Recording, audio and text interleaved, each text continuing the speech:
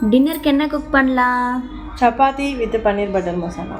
Okay. Hi guys, this is Jofa here. I hope everyone good. ரொம்ப டேஸ்க்கு அப்புறம் இன்னைக்கு ஒரு லாங் வீடியோ தான் பார்க்க போகிறோம். Easy and tasty paneer butter masala எப்படி செய்கிறதுன்னு இந்த வீடியோவில் பார்க்கலாம். ஸ்டவ் ஆன் பண்ணி பேன் வச்சுக்கலாம். பேன் ஹீட் ஆன உடனே ஆயில், பட்டர், அதுக்கப்புறம் ஸ்பைசஸ் ஆட் பண்ணிக்கலாம். ஸ்பைசஸ் ஒரு மாதிரி பொரிஞ்சு வந்த உடனே அதுக்கப்புறம் நம்ம ஆனியன் ஆட் பண்ணிக்கலாம். Easy recipe. நீங்கள் எல்லாருமே ஒன் டைம் வீட்டில் வந்து செஞ்சு பார்த்துட்டு டேஸ்ட் எப்படி இருக்குன்னு சொல்லுங்கள். ஆனியன் வந்து கொஞ்சம் ஃப்ரை ஆன உடனே அதுக்கப்புறம் நம்ம டொமேட்டோஸ், கேஷ்யூஸ் ஆட் பண்ணிக்கலாம். உங்களுக்கு வேணும்னா இஞ்சி பூண்டு தனித்தனியாக வந்து ஆட் பண்ணிக்கலாம் இந்த ஃப்ரை பண்ணும் போதே. பட் எனக்கு வந்து அது வேண்டான்னு சொல்லிட்டு நான் ஆட் பண்ணலாம். அது ஆப்ஷனல் தான். ஸோ நல்லா இதெல்லாம் ஃப்ரை ஆனவுடனே நம்ம மிக்ஸி ஜாரில் போட்டு கொஞ்சம் நேரம் ஆற வச்சு நம்ம மிக்சியில் கிரைண்ட் பண்ணும்போது கொஞ்சோண்டு பன்னீர் பீஸ் ஆட் பண்ணி நம்ம கிரைண்ட் பண்ணி அதை தனியாக எடுத்து வச்சுக்கலாம். அதுக்கப்புறம் உங்களுக்கு என்ன சைஸஸில் பன்னீர் வேணுமோ நீங்கள் கட் பண்ணி எடுத்துக்கோங்க.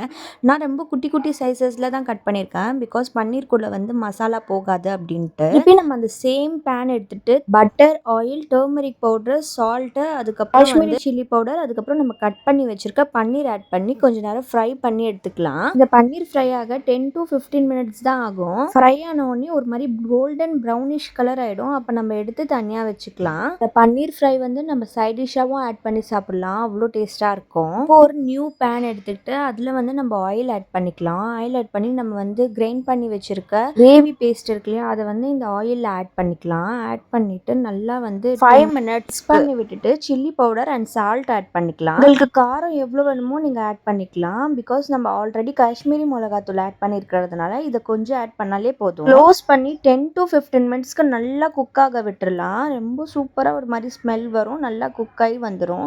அப்போ வந்து நம்ம ஃப்ரை பண்ணி வச்சிருக்க பன்னீரை இதில் ஆட் பண்ணிக்கலாம். உங்கள் எல்லாருக்குமே பன்னீர் பிடிக்குமான்னு சொல்லிட்டு கமெண்ட் பண்ணுங்கள். எங்கள் அண்ணிக்கு பன்னீர் வந்து பிடிக்காது. பட் நான் இந்த செஞ்சுருந்த பன்னீர் வந்து அவங்களுக்கு ரொம்ப ஃபேவரட்டாக இருந்துச்சு.